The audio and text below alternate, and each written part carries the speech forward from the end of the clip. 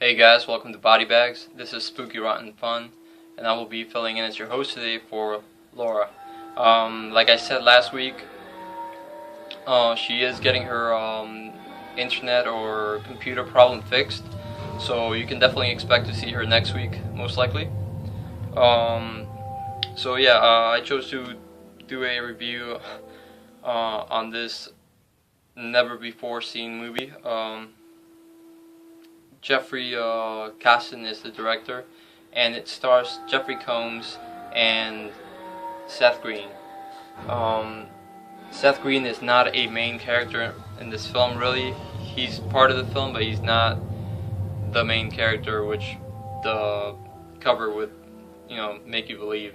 It also has Ted Raimi, the brother of Sam Raimi, and a very, very small cameo by Alice Cooper. And I was highly disappointed with this movie. I am a big, big fan of Jeffrey Combs, and that's the main reason I picked this up. In the trailer they show Alice Cooper and Seth Green, so I thought, okay, these guys are going to be like a big part of the movie, but completely wrong. But anyway, to give you a small plot summary of the film, because it's basically kind of almost impossible to explain this movie without ruining the end, which unravels very slow. But yeah, it's this guy right there. His name is Trevor Blackburn. He wakes up from a coma of 4 years and is told by Dr. Eck, played by Jeffrey Combs, that he was institutionalized a year before the coma, and they had been doing tests and brain surgeries on him because he is a homicidal maniac, basically, and he killed his girlfriend, or so they say. So obviously he's very confused, he doesn't know what's going on, and he lost 4 years of his life in this coma. But he is in the care of Dr. Eck, played by Jeffrey Combs, who has his own mental institution.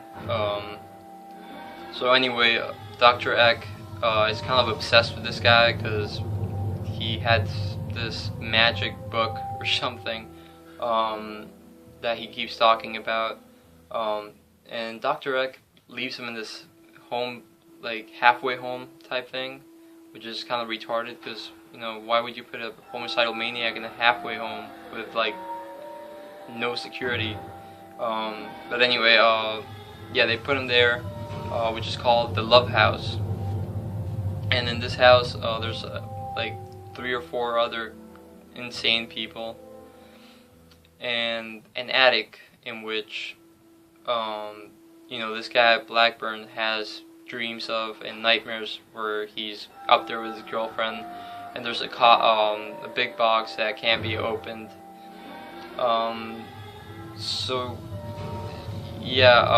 This guy seems to be going crazy, and obviously they treat him like he's crazy, and he's a killer.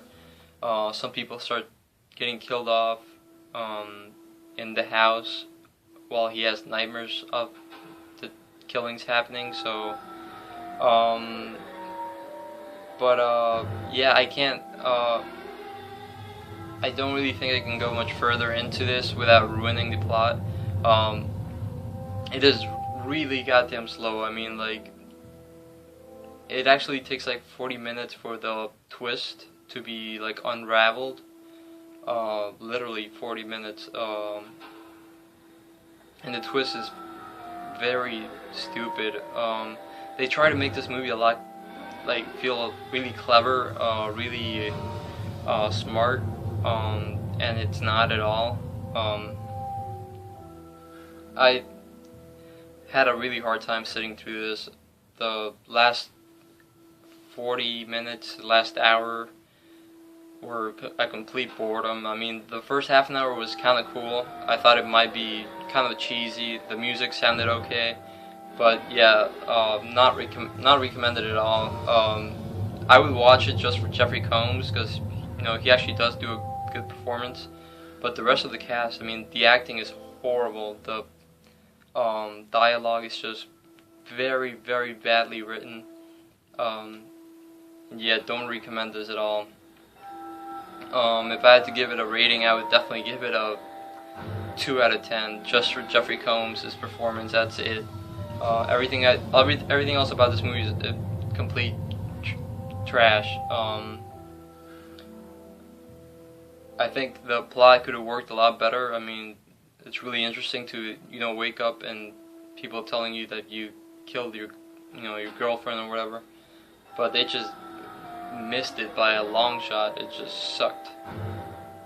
So yeah, I would highly recommend staying away from this. But if you see it on TV or Netflix or whatever, maybe watch it just for Jeffrey Combs' performance, because he's always a fun time to watch. But yeah, I'm sorry I can't get like too detailed of a description about this movie because half of it is the untelling of the twist. So if I say that, it will just be a complete spoiler. But yeah, not a good movie at all. A lot of fake advertising in the cover. But yeah, attic expeditions, definitely stay away from this. So yeah, that's my review for this movie. Hope you guys enjoyed it. And next week you will most likely have Laura back on Thursdays, if she is able to get her computer issue fixed. So let's hope she can get back to Body Bags next week. And until later, cheers.